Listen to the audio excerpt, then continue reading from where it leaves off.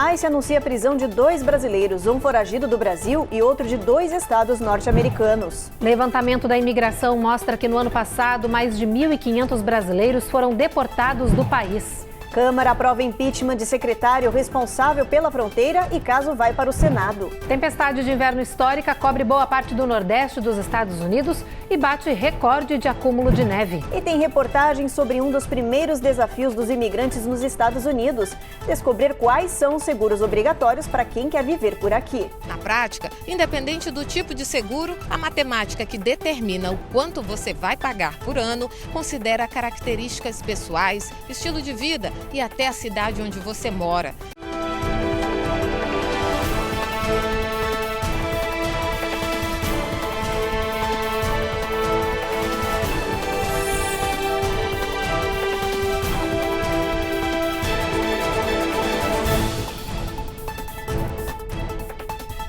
Olá, muito boa noite. Boa noite. O setor de remoções de imigração norte-americana anunciou a prisão de um brasileiro que estava de forma ilegal aqui nos Estados Unidos e com diversas acusações criminais pendentes. Entre elas, agressão e ameaça com porte de arma de fogo, crimes que ele cometeu nos estados de Massachusetts e Connecticut. O brasileiro de 22 anos não teve o nome divulgado. Ele foi detido sem resistência na cidade de Clinton. De acordo com as autoridades, o brasileiro entrou ilegalmente aqui nos Estados Unidos, perto de Santa Teresa, no Novo México. Isso em março de 2019. Na época, ele foi detido e libertado sob juramento de comparecer às audiências de pedido de asilo, o que não aconteceu. Desde então, ele cometeu vários crimes e vinha sendo procurado pela justiça. Os agentes do ICE informaram que ele será deportado muito em breve. E teve mais um brasileiro preso pela imigração, isso no estado de Massachusetts. Dessa vez, ele era foragido da Justiça do Brasil. Um homem de 34 anos que não teve o nome revelado entrou nos Estados Unidos em 2021 pela fronteira do Arizona. O criminoso fugiu aqui para o território norte-americano após ser condenado a mais de 3 anos de prisão pelo crime de roubo comercial e receptação. O ICE disse em nota que já solicitou a um juiz federal o pedido de deportação do brasileiro para que ele seja entregue às autoridades do Brasil e cumpra a pena pelos crimes que cometeu.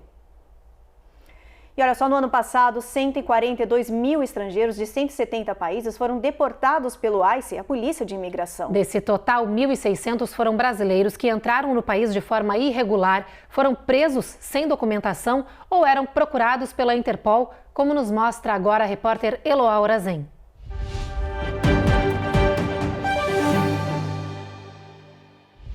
A América Latina continua dominando a lista dos 143 mil deportados dos Estados Unidos. México, Honduras, Guatemala, Equador e Colômbia estão nas primeiras posições do ranking dos imigrantes enviados de volta aos seus países de origem. O Brasil não está entre os top 10, mas é mencionado pelo Departamento de Imigração com 1.607 deportações em 2023. Esses brasileiros foram expulsos dos Estados Unidos por terem entrado de forma ilegal, por estarem aqui sem a documentação ou por serem procurados pela Interpol. Apesar desse volume de 1.607 deportados, o número é um pouco menor do que o registrado nos últimos anos, tem permanecido estável.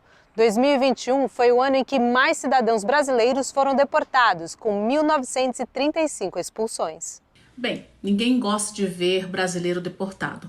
Porém, nesse reporte, a notícia é relativamente boa. Entre 2018 e 2023, não houve um aumento significativo de brasileiros sendo deportados. Então, isso é uma coisa boa.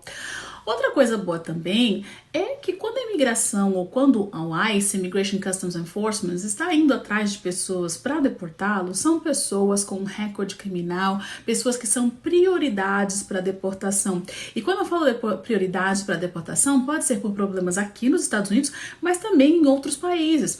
Então isso é muito importante. A imigração normalmente só vai atrás da pessoa quando há um problema sério. Isso é muito importante. Então o fato desse número estar estável significa que as medidas estão funcionando, o brasileiro está se comportando, vamos dizer assim, porque não há um aumento muito grande, e o mais importante é que o governo está atrás de quem deveria estar sendo deportado. Pela primeira vez em quase 150 anos, um membro do gabinete da Presidência da República dos Estados Unidos enfrentará um julgamento de impeachment. Depois de uma votação considerada partidária na noite passada, a Câmara aprovou o pedido de impeachment do secretário responsável pela fronteira. E agora a gente te explica o que acontece a seguir. Na votação de ontem, aberta pelos republicanos, a Câmara acusou o secretário de Segurança Interna, Alejandro Mayorkas, de violar as leis de imigração dos Estados Unidos. O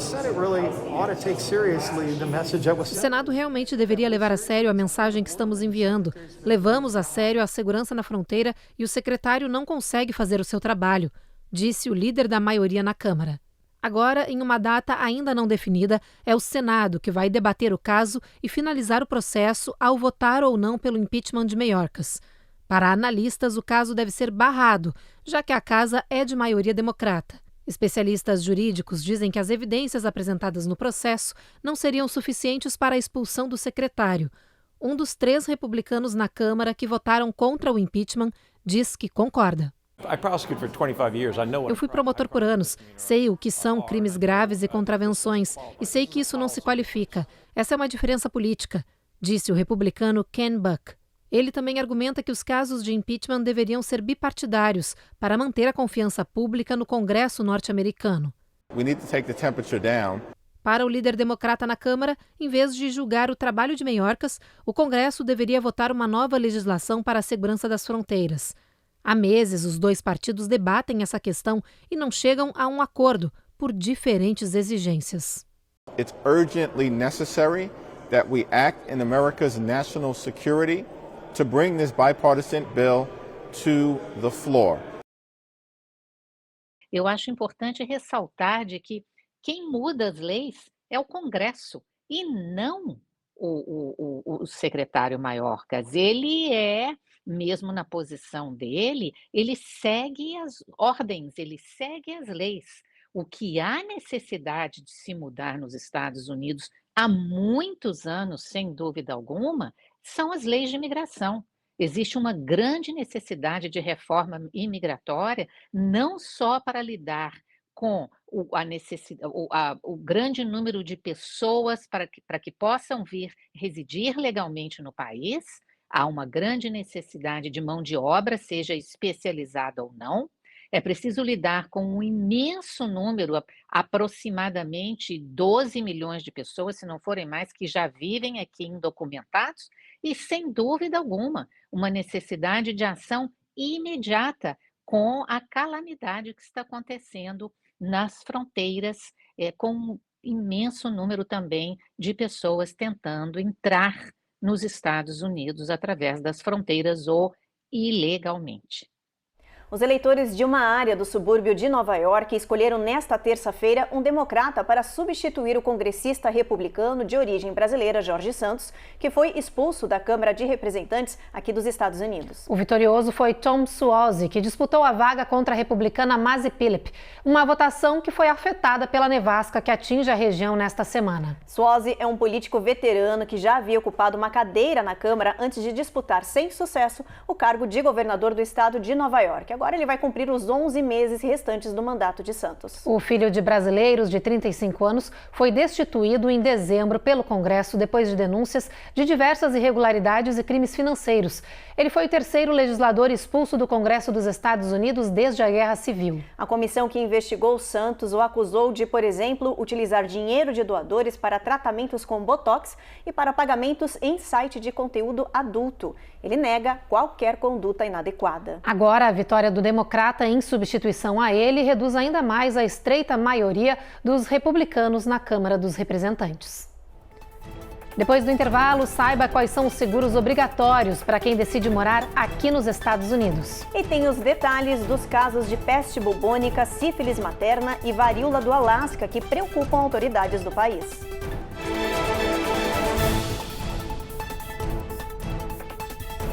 Américas no Ar. Oferecimento. Reserve Ship. Melhore agora a sua qualidade de vida. TapTap Send. Envie agora um Pix para o Brasil e o melhor sem taxa de envio.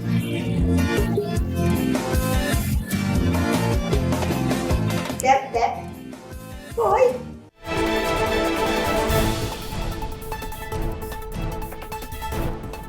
Já voltamos e para falar de um assunto importante: seguros obrigatórios. O primeiro desafio de um imigrante que vem morar aqui nos Estados Unidos é sempre entender que os seguros mais importantes do país não são opcionais. Muito pelo contrário, eles são obrigatórios. É preciso vir para o território americano tendo em mente que o sistema aqui funciona diferente do Brasil. A Carla Marinho explica pra gente quais seguros são fundamentais e quanto eles custam.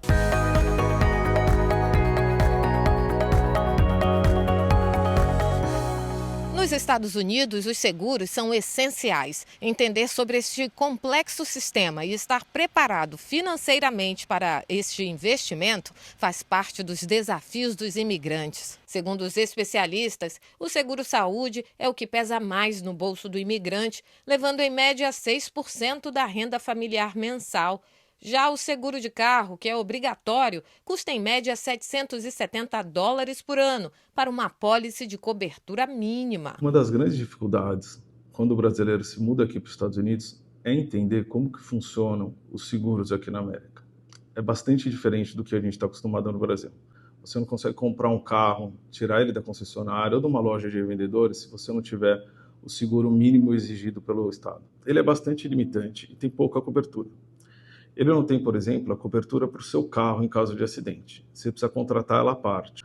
Outra cobertura que é bastante importante aqui na Flórida é uma cobertura chamada Bodily Injury. Essa cobertura pode te ajudar em caso de acidente onde terceiros fiquem machucados. E isso aqui na Flórida é muito comum, uma pessoa ser machucada em um acidente e processar outra pessoa. Na prática, independente do tipo de seguro, a matemática que determina o quanto você vai pagar por ano considera características pessoais, estilo de vida e até a cidade onde você mora. Isso pode definir mais ou menos seguros. O sistema avalia caso a caso. E apesar de não serem obrigatórios, outros seguros, como os de casa, são exigidos por bancos e condomínios residenciais na maior parte das transações. Em alguns cenários, vão te exigir que você tenha um seguro, mas pelo governo você não é obrigado a ter o seguro de casa na Flórida. Um dos cenários é quando você compra uma casa financiada por um banco. E outro cenário que é bastante exigido também um seguro de casa é quando você vai alugar uma casa, uma townhouse ou um apartamento. O proprietário vai exigir que você tenha um seguro de inquilino, que é um seguro barato, que tem uma cobertura bem simples. Hoje em dia, o cenário de seguros aqui na Flórida ele está um pouco complexo, porque tem poucas seguradoras e, ao mesmo tempo, os seguros estão ficando muito mais caros. O que acontece é que algumas seguradoras saíram do estado da Flórida, algumas faliram, e grande parte disso acontece por causa das fraudes que as pessoas aplicam no seguro. E se você tiver uma empresa nos Estados Unidos, prepare o bolso para mais uma infinidade de seguros obrigatórios. É que a expansão econômica e de negócios são os principais impulsionadores do mercado de seguro comercial, que em 2023 chegou a 277,9 bilhões de dólares e até 2032 deve dobrar, atingindo cerca de 470 bilhões. Agora a gente traz um giro de notícias alarmantes com relação à saúde. Casos de 3 doenças estão assustando moradores do país e disparando alertas das autoridades. São contaminações por peste bubônica, sífilis materna e varíola do Alasca. Essa última foi responsável pela primeira morte do tipo no território.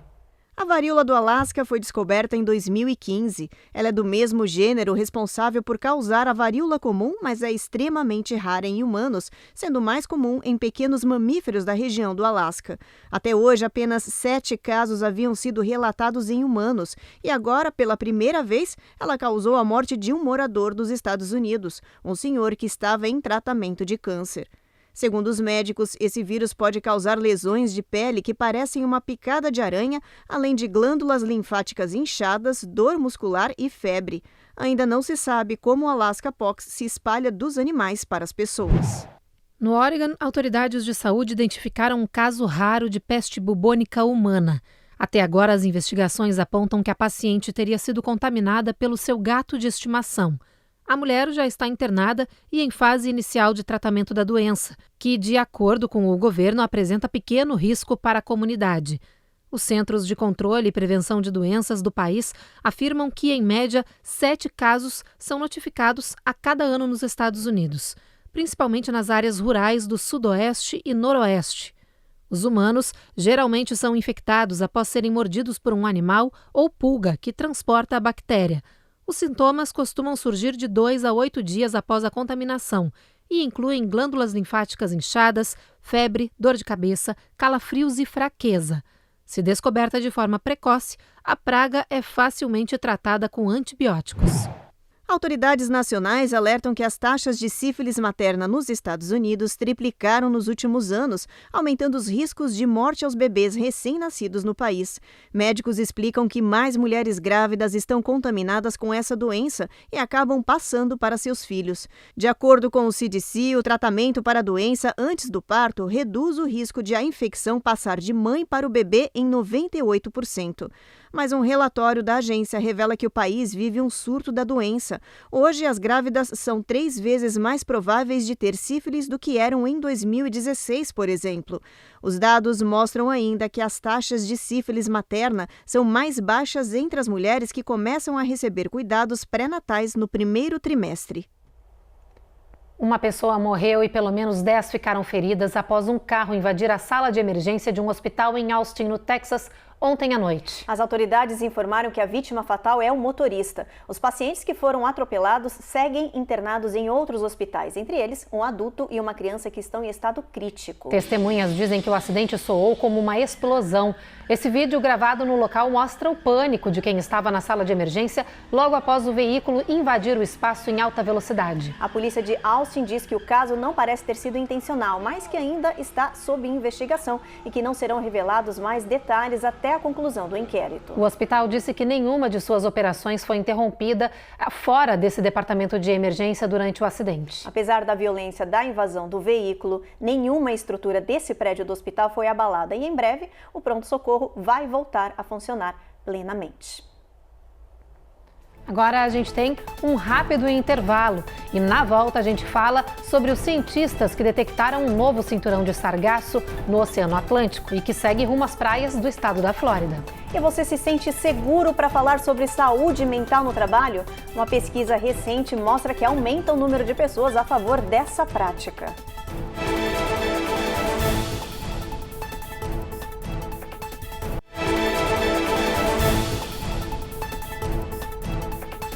Nessa tarde, um momento de celebração em Kansas City, no Missouri, se transformou em caos e tragédia. Milhares de torcedores do Kansas City Chiefs, que venceram o Super Bowl nesta semana, se reuniram nas ruas em uma parada para festejar essa vitória. Tudo corria bem, os jogadores passaram em um carro de bombeiros e os torcedores estavam comemorando, mas no final dessa celebração, quando todos se preparavam para ir embora, tiros começaram a ser disparados no meio da multidão na área da garagem da Union Station. Houve, claro, muita correria e a polícia agiu imediatamente, conseguindo prender ao menos 2 pessoas armadas, segundo os relatos das autoridades. Mesmo assim, há confirmação de que pelo menos 10 pessoas foram baleadas e ao menos uma já morreu. Até este momento não há mais detalhes sobre os suspeitos que cometeram um atentado armado ou a situação de saúde aí dos outros feridos. O caso ainda está sendo averiguado na área e o FBI já iniciou uma investigação junto com as autoridades locais. Faltam menos de 2 meses para o Spring Break e muita gente está pensando em vir para a Flórida para curtir o sol e as praias. Mas as férias de primavera e de verão podem estar ameaçados aqui no estado por causa de uma nova onda de algas tóxicas que estão vindo rumo à costa dos Estados Unidos, como vai nos mostrar agora a repórter Cone Rocha. As praias paradisíacas atraem milhões de turistas para a Flórida durante todo o ano. Mas um vilão tem estragado as férias de muita gente que visita o estado do sol. É o sargaço, uma aglomeração de algas marinhas de cor marrom e odor muito forte que invade as costas oeste e sul dos Estados Unidos, poluindo o mar e as areias. No verão do ano passado, mais de 13 milhões de toneladas de sargaço atravessaram o Atlântico e foram parar em diferentes praias, incluindo as da Flórida. Para este ano, a previsão não é diferente.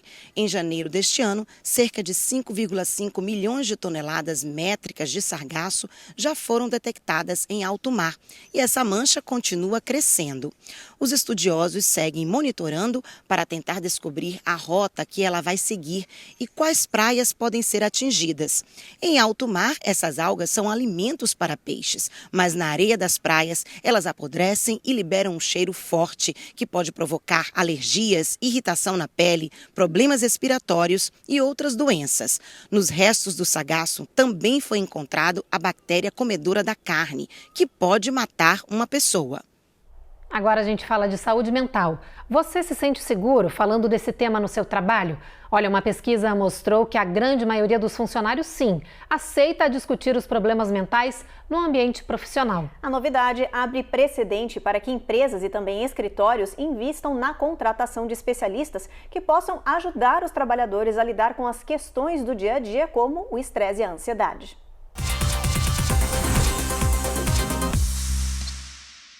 Dois 2.000 trabalhadores de diferentes setores participaram do estudo da Aliança Nacional de Doença Mental. 74% disseram que não viam problema em discutir saúde mental com colegas no trabalho. Mas quando esse mesmo grupo foi perguntado se falaria de problemas pessoais, como estresse, depressão e ansiedade, o resultado mudou. 58% disseram que não se sentiam confortáveis por medo de serem julgados ou parecerem fracos ou problemáticos diante da chefia. Os entrevistados afirmaram, no entanto, que aceitariam falar de problemas pessoais se fosse com um especialista contratado pela empresa para ajudar os funcionários. Essa é a primeira vez que trabalhadores sinalizam que são a favor de ajuda no ambiente profissional. Segundo os estudiosos, essa notícia abre precedentes para que empresas e companhias possam contratar psicólogos ou dar treinamentos para ajudar os próprios funcionários a se manterem saudáveis e automaticamente renderem mais no emprego. O universo do trabalho, o contexto do trabalho é hoje o segundo contexto que mais gera preocupações e mais influenciam a saúde mental. Quando empregados conseguem falar, compartilhar, serem ouvidos dentro do contexto de trabalho, só o fato disso ocorrer já diminui o estresse, já diminui as preocupações. Pessoas que não têm espaço para falar, que não são ouvidas, onde os fatores do contexto de trabalho não são considerados importantes, diminui a produtividade, aumenta as dificuldades e doenças ligadas à saúde mental. Por isso é muito importante que as empresas destinem uma área ou profissionais especializados em dar vazão para esse contexto, considerar como importante e fundamental a saúde mental no trabalho. No próximo bloco, a gente atualiza a situação da nevasca que atinge boa parte do país. E tem os detalhes da festa de carnaval, que vai acontecer amanhã no Museu de Newark, em New Jersey.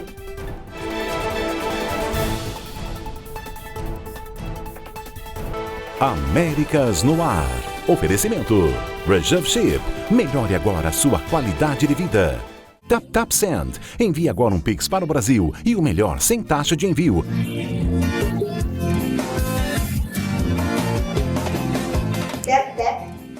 Foi.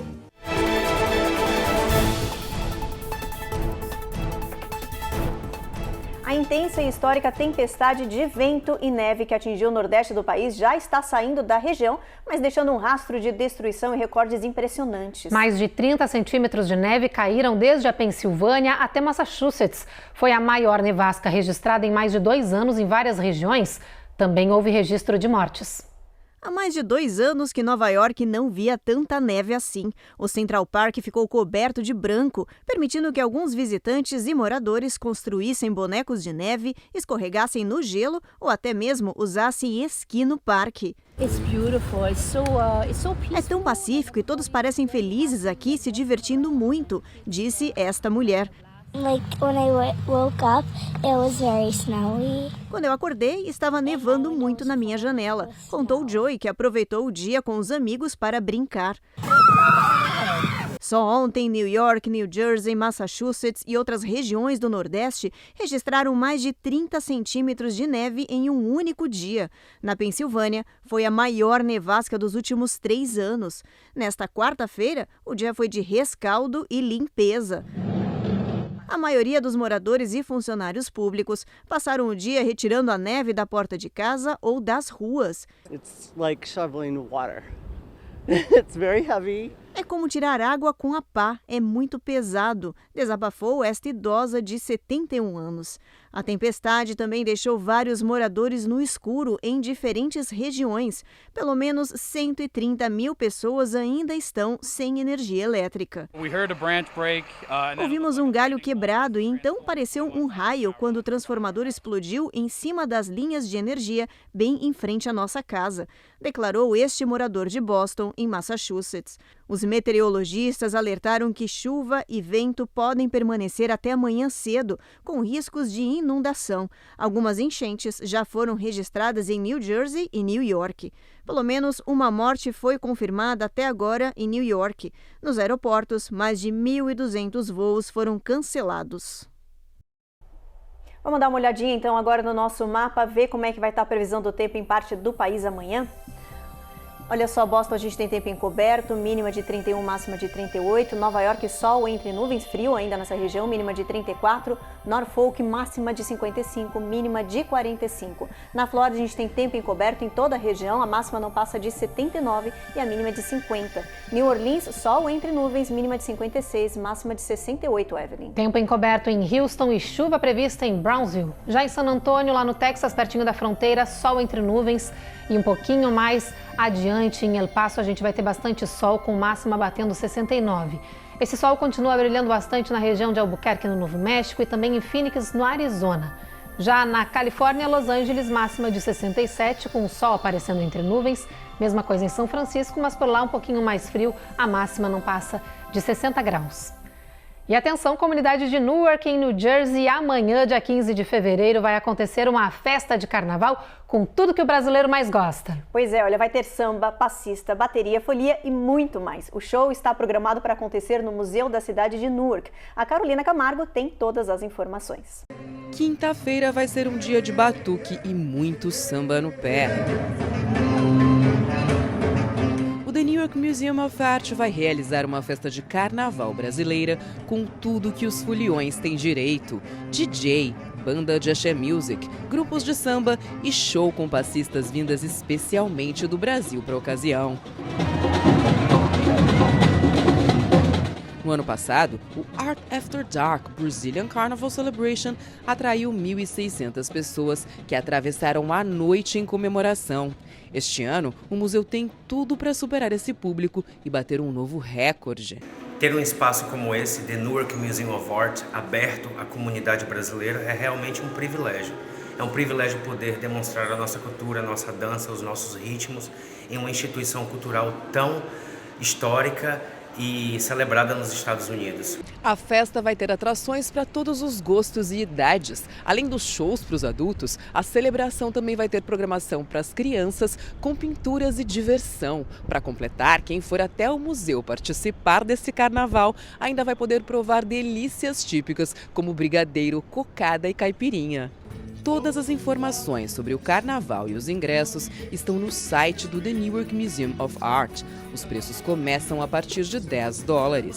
Eu que vou estar trazendo o axé music, música da Bahia, música de trio elétrico, né, que agita multidões no Brasil, e poder compartilhar esse momento com os brasileiros que moram aqui, que morrem de saudade do nosso carnaval no Brasil, também com pessoas do mundo todo. Vai ser um momento maravilhoso. Essa festa maravilhosa que vem do Brasil, que é sobre a inclusão, representatividade e sobre trazer pessoas que realmente querem fazer uma coisa melhor para o mundo. E então vamos lá, vamos celebrar a vida, celebrar o amor, porque carnaval é sobre good vibes. See you there. Tá aí, tá dado o recado, não dá pra perder essa festa, né, Evelyn? E tenho certeza que a brasileirada não vai perder, porque carnaval é com a gente. É isso aí. Bom, Jornal Américas no ar, então, encerra agora. Mas não sai daí, continua coladinho na gente, porque tá chegando o Paulistão com uma partida incrível entre Botafogo e Corinthians. A gente volta a se falar de novo amanhã. Uma boa noite. Boa noite.